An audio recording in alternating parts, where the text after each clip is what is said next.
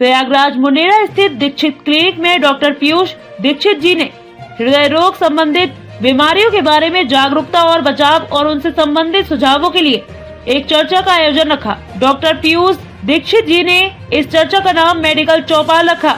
Medical चौपाल में हृदय रोग के विभिन्न समस्याओं, बचाव और इलाज को लेकर चर्चा हुई, जिसमें मरीज, परिजन एवं कई समाजसेवी लोगों ने भाग लिया।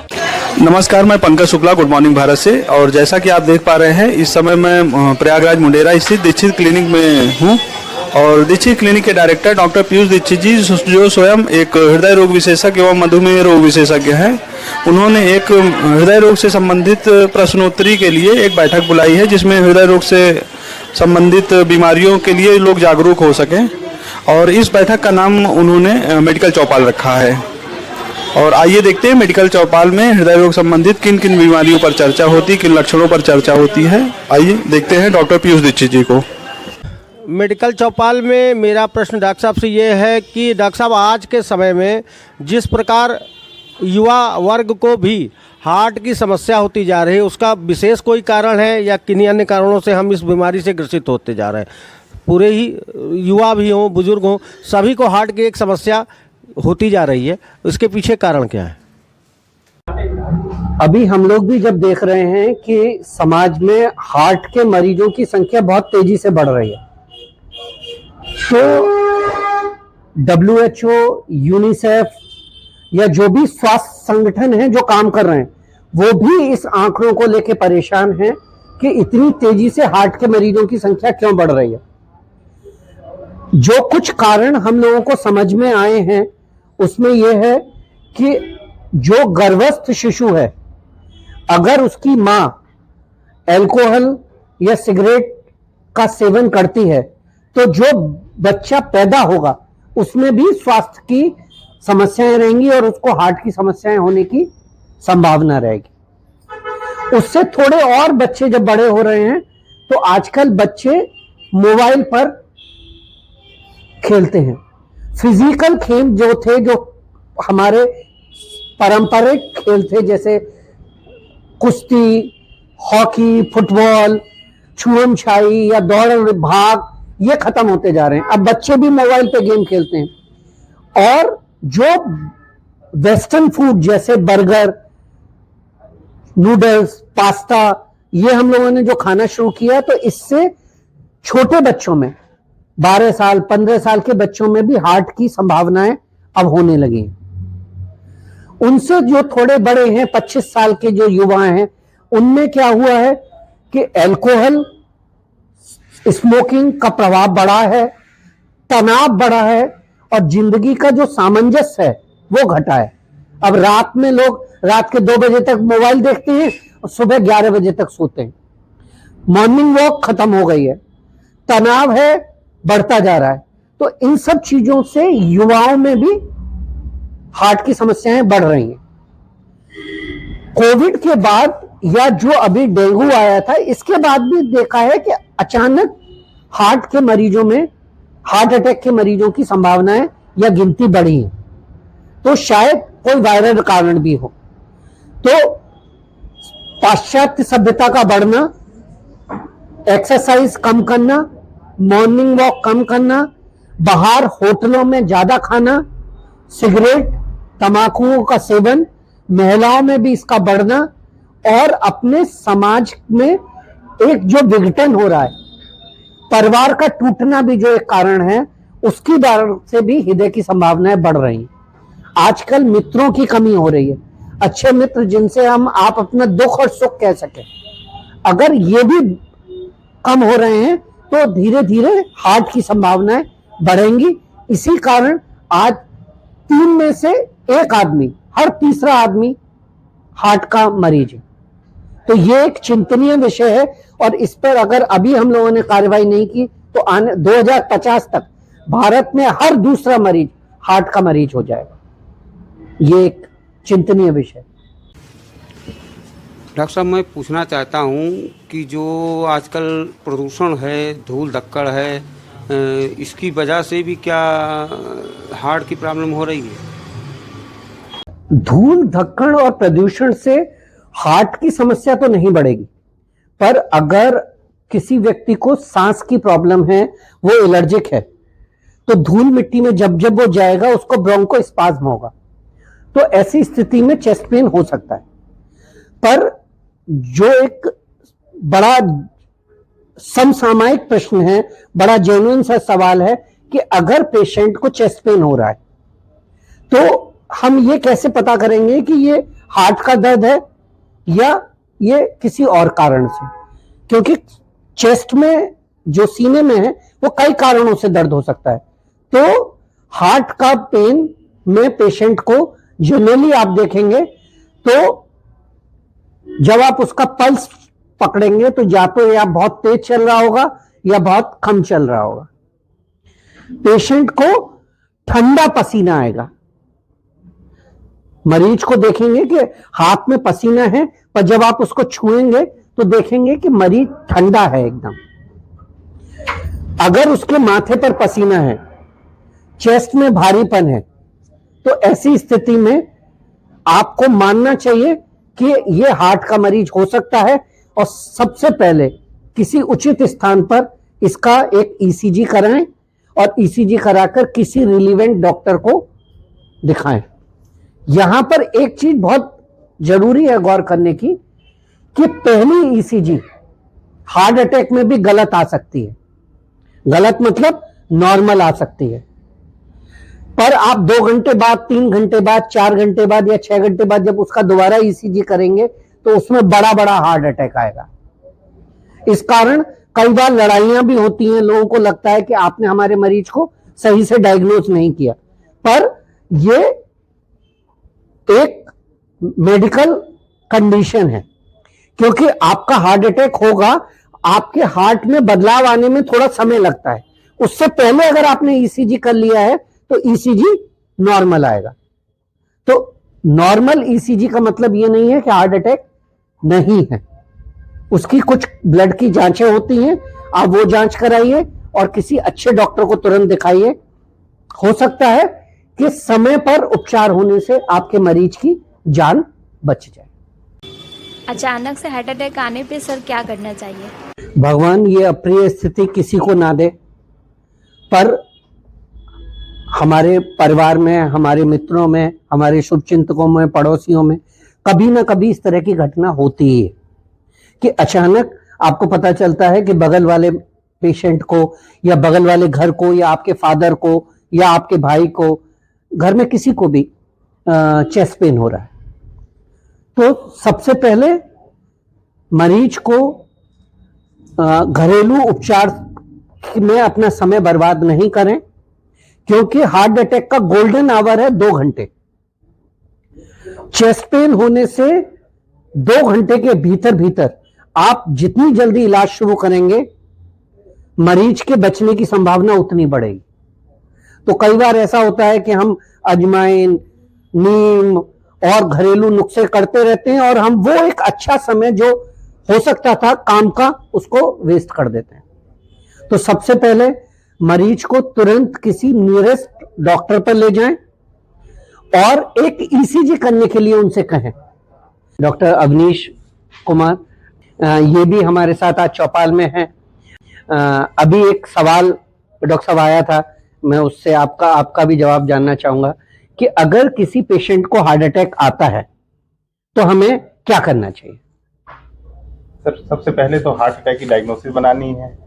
पेशेंट क्या इग्नोर करता रहता है, कई बार गैस्ट्राइटिस करके ही इधर उधर ट्रीटमेंट लेता रहता है, गैस समझ के उसकी दवाई खाता रहता है। तो फर्स्ट ऑफ ऑल, अगर किसी पेशेंट को चेस्ट में पेन होता है या फिर हैवीनेस लगती है या फिर इपीगैस्ट्रिक पेन होता है, जो कि सबसे कंफ्यूजिंग पॉइंट होता है। कई बार इपीगैस्ट्रिक पेन को लोग पथरी का दर्द या फिर गैस का दर्द इस टाइप का समझ के उसको इग्नोर कर देते हैं। तो अगर किसी को इपीगैस्ट्रिक पेन होता है तो सबसे पहले तो उसको अपना एक ईसीजी तुरंत कराना है। जहाँ भी आसपास ईसीजी अवेलेबल हो तुरंत ईसीजी कराएं और जो भी फिजिशियन हो उनको एक बार अपने ईसीजी लेके उससे कंसल्ट करें। एक बार यदि हार्ट अटैक की डायग्नोसिस कंफर्म हो जाती है तो नियर बाई जो भी कार्डियोलॉजिस्ट हैं, जो भी कार्डियक फिजिशियंस हैं, उनसे कांटेक्ट करना है एंड उसके ट्रीटमेंट स्टार्ट करना है। यदि patient ST elevation MI, heart attack 2 type के होते हैं, एक तो होता है एसटी एलिवेशन एमआई और दूसरा होता है NST elevation MI. ST elevation मतलब ईसीजी में एसटीटी चेंजेस एसटी एलिवेट होते हैं।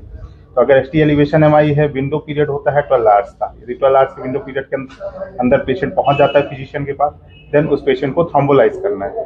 हमारा मेन मोटिव है कि जितना अधिक से अधिक हम मायोकार्डियम को सॉल्वेज कर पाएं, जितना अधिक से अधिक मायोकार्डियम को बचा पाएं। अगर हम 1 सेकंड डिले करते हैं हार्ट अटैक में तो हमारे लगभग 1 मिलियन जो मायोकार्डियम है वो डेड हो जाते हैं। तो हमें जल्द से जल्द डायग्नोसिस करके, और यदि 12 आवर के विंडो पीरियड में है तो उसको थ्रोम्बोलिटिक थेरेपीज जो होती हैं वो स्टार्ट करनी है।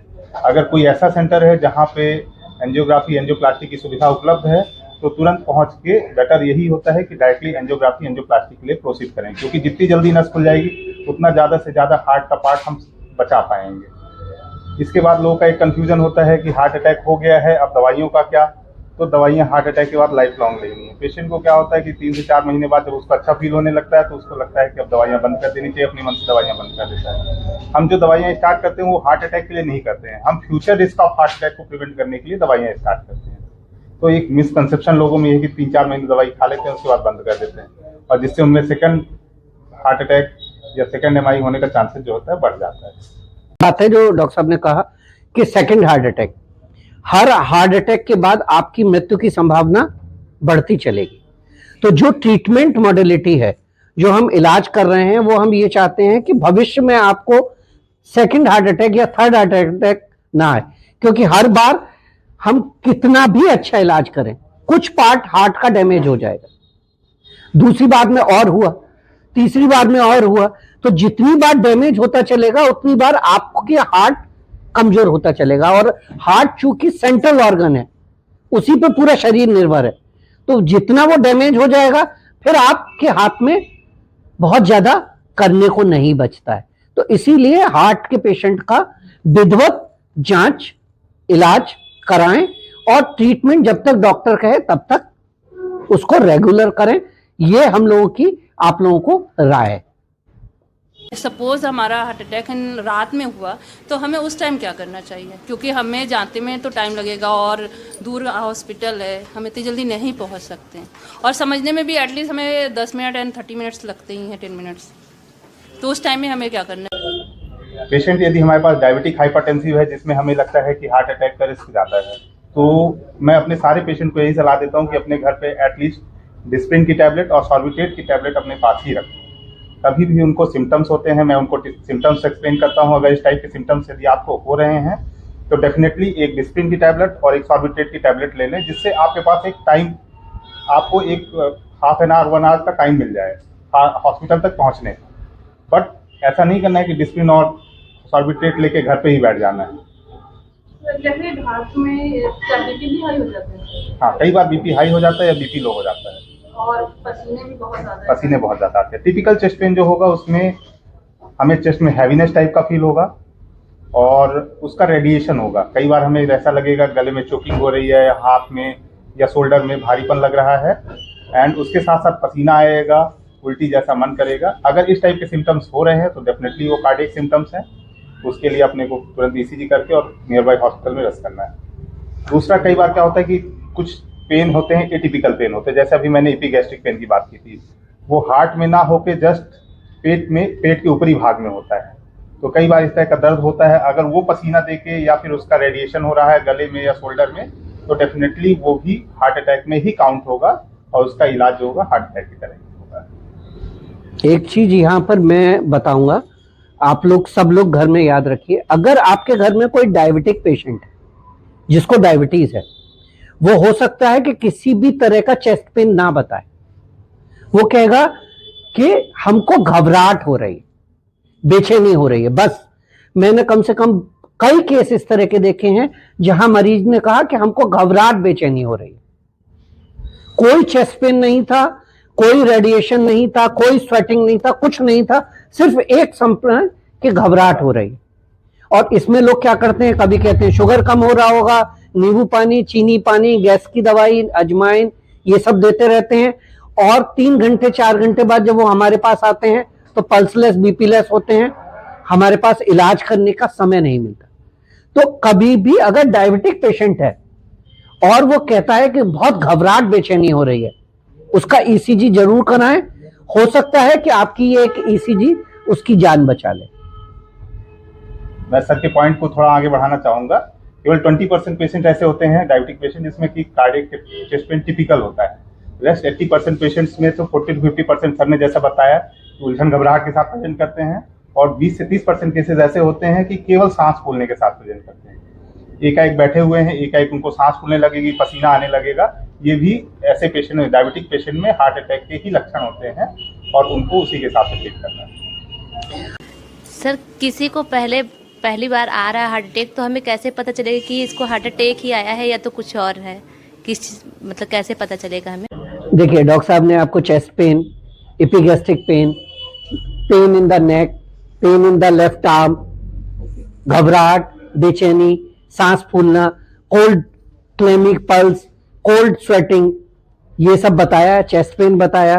पर ईसीजी एक डेफिनेटिव टूल है बताने के लिए कि इसको हार्ट अटैक है या नहीं। बहुधा चेस्ट में जो ब्रोंकोस्पाज्म है या ब्रोंकियल अस्थमा है वो भी इस तरह की पिक्चर प्रेजेंट कर सकता है।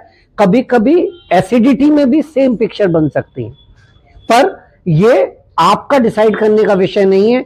ये आपका जो ट्रीटिंग फिजिशियन या कार्डियोलॉजिस्ट होगा वो डिसाइड करेगा कि आपको किसका है। आपको घर में प्रेज्यूम नहीं कर लेना है कि इसका दर्द होगा। वो कहता है कि सर हम चलते हैं तो हमको दिक्कत होती है, सीढ़ी पे चलते हैं तो हमको दिक्कत होती है, या बच्चा गोद में लेके चलते हैं हमको डॉक्टर साहब अजीब सा लगता है, रेलवे स्टेशन की सीढ़ियां चढ़ते हैं हमको अजीब सा लगता है। तो उसका कार्डियक वर्कअप कराएं। एक टीएमटी करके जगह जांच होती है जिसमें मशीन पर चला के देखा जाता है पेशेंट को 6 मिनट के लिए। टीएमटी कराएं, इको कराएं, उसके कोलेस्ट्रॉल शुगर की जांच कराएं। हो सकता है कि आप उस मरीज को हार्ट अटैक से पहले ही पकड़ पाएं कि इसको हार्ट की समस्या है और उसकी जान आप और हम दोनों मिलके बचा लें। अगर डॉक्टर साहब, अगर मतलब कोई पेशेंट है, अगर उसके हार्ट में ब्लड क्लॉट हो गया तो उसको क्या करना चाहिए? नसें जो हैं उसमें क्या हो गया है, क्लॉट आ गया है। एक पहले प्लाक बनता है, जब हमारे शरीर में कोलेस्ट्रॉल की मात्रा बढ़ जाती है तो एक प्लाक बनता है, वो प्लाक धीरे धीरे करके बढ़ता रहता है। जब वो प्लाक रप्चर हो जाता है, उसमें क्लॉटिंग हो जाती है, तभी हमें हार्ट अटैक आता है। ठीक है? मतलब जब क्लॉट हो गया है, ब्लड हम चेक जैसे कराए हैं तो उनका सीना में तो हमेशा दर्द होता रहता है, हमेशा दर्द होता रहता है। तो उसको पहले तो इवेलुएट करना है कि हार्ट की प्रॉब्लम की वजह से सीने में दर्द हो रहा है कि किसी और वजह से हो रहा है। एक मेजर फैक्टर ये है कि कुछ लोग बोलते रहते हैं हमेशा सीने में दर्द होता रहता है। तो हार्ट का दर्द जो होगा वो आप या तो तुरंत होगा और कुछ टाइम बाद अपने आप सबसाइड हो जाएगा, या फिर हम थेरेपी देंगे तो सबसाइड हो जाएगा, या फिर चलने फिरने में छाती में भारीपन होगा। अगर इस टाइप के सिम्टम्स हैं तो वो हार्ट के हैं। कई बार पेशेंट बताता रहता है कि हमेशा सीने में दर्द होता रहता है, लेफ्ट साइड करवट लेने पे बढ़ जाता है, तो ये जनरली मस्कुलोस्केलेटल पेन होता है ना, हार्ट का दर्द नहीं होता है। फिर भी अगर पेशेंट हाई रिस्क है तो ऐसे पेशेंट्स में एक बार इवेल्युएशन जरूरी है, ईसीजी, इको, टीएमटी सब जांचें जरूरी है। आजकल एक और है कि अच्छी बात ये हो गई है कि कई सरकारी और गैर सरकारी संस्थान एंजियोग्राफी की जांच करने लगे। एंजियोग्राफी अब काफी पॉपुलर हो गया है। तो एंजियोग्राफी अगर आप कराते हैं तो आपको जो क्लॉट है वो दिखता है, उसकी रिपोर्ट में आता है, तो आप एंजियोग्राफी कर सकते हैं। और कुछ लोगों में चूंकि इंजेक्शन का डर होता है, लोगों को लगता है एंजियोग्राफी में इंजेक्शन लगेगा, तो आजकल सीटी स्कैन कोरोनरी एंजियोग्राफी भी होने लगा है, जैसे इलाहाबाद में भी होता है। तो आप सीटी स्कैन एंजियोग्राफी करा लें, जैसे सीटी स्कैन सिर का होता है, पेट का होता है, फेफड़े का होता है, ऐसे ही आजकल हार्ट का भी सीटी स्कैन एंजियोग्राफी होने लगे है। तो आप एंजियोग्राफी कराकर रूल आउट कर सकते हैं कि आपके पेशेंट को हार्ट की समस्या है या नहीं। नस जो होती है वो ब्लॉक हो गई थी, डॉक्टर बोले, तो उसमें छल्ला डाला गया है, तो वो सक्सेस है कि नहीं सक्सेस है, ये हमें जानना है। हार्ट अटैक का बेहतरीन इलाज यही है कि एंजियोग्राफी की जांच की जाए, और अगर उसमें ब्लॉकेज है और छल्ला रखने की जगह है तो छल्ला रखा जाए।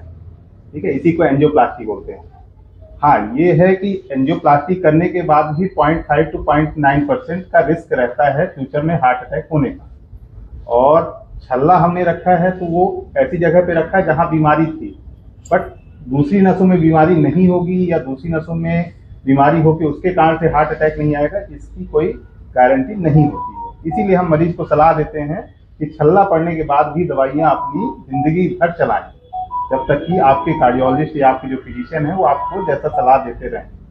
ठीक है, यही गड़बड़ी करते हैं। बहुत से पेशेंट्स ऐसे आते हैं, अप्रॉक्सीमेटली 30 to 40% पेशेंट ऐसे आते हैं जो एक बार छल्ला पड़वा लेते हैं, उसके बाद बोलते हैं अब तो मैं सही हो गया हूँ, अब मैं दवाइयाँ बंद कर देता हूँ। तो छल्ले से हमने जो बीमारी बन चुकी है उसका इलाज किया है, लेकिन दूसरी बीमारी नहीं बनेगी इसकी कोई गारंटी नहीं है। इसके लिए आपको दवाइयाँ और अपनी लाइफस्टाइल को सही रखना पड़ेगा। ठीक है, देखिए आपको एक चीज समझा दें, डॉक्टर साहब इत्तेफाक रखेंगे मेरी बात से, कि हार्ट में 3 मेजर वेसल्स होती। तो जनरली ऐसा होता है कि कोई एक नस ब्लॉक होती है और हार्ट अटैक होता है। तो अगर एक नस में ब्लॉकेट थी और आपका छल्ला पड़ गया तो ये 2 नसें में तो कोई काम नहीं हुआ, तो यहां हार्ट अटैक होने की संभावना हमेशा रहेगी। और छल्ला में भी आजकल डॉक्टर साहब जानते हैं कि ड्रग एल्यूटिंग स्टंट्स आने लगे हैं, मतलब उनमें दवाई रहती है और वो धीरे धीरे दवाई रिलीज करके उस छल्ले की पेटेंसी को काफी लंबे समय तक बढ़ाती है। पर स्टेंट ब्लॉकेट भी एक समस्या है, स्टेंट भी कभी कभी ब्लॉक हो जाता है। तो ये है कि जनरली छल्ला डालने के बाद डॉक्टर लोग कहते हैं कि हर 6 महीने पर आप चेकअप कराते रहें। अगर आप ऐसा करते रहेंगे तो यहां छल्ला पड़ा है उसमें भी, या दूसरी जो नसें हैं उसमें भी अगर छल्ला पड़ने की स्थिति होगी तो डॉक्टर आपको पूर्वाग्रह से बता देगा और आपके मरीज की जान को खतरा नहीं रहेगा। तो ये एक अच्छा और एक अच्छा काम है कि स्टंट डलवा लिया जाए। ठीक है, विंटर में ज्यादा होते हैं, समर में बहुत कम होते हैं। ज्यादातर देखते हैं तो विंटर में बहुत जी ऐसा है कि विंटर्स में हमारी जो नसें हैं उसमें थोड़ा सा संकुचन होता है, जिसको हम लोग बोलते हैं वैसो कंस्ट्रिक्शन। तो जब भी वैसो कंस्ट्रिक्शन होगा ब्लड प्रेशर बढ़ेगा, जब ब्लड प्रेशर बढ़ेगा तो हार्ट पे लोड भी बढ़ेगा, इसलिए ठंड में हार्ट की समस्याएं बढ़ती हैं। गर्मियों में नसें चूंकि फैल जाती हैं, वैसोडाइलेशन हो जाता है, तो हार्ट की संभावनाएं कम होती। पर ऐसा नहीं है कि गर्मियों में नहीं होता या सर्दियों में नहीं होता या होता है। सर्दियों में थोड़ा ज्यादा होता है, गर्मियों में कम होता है, ये एक फैक्ट है।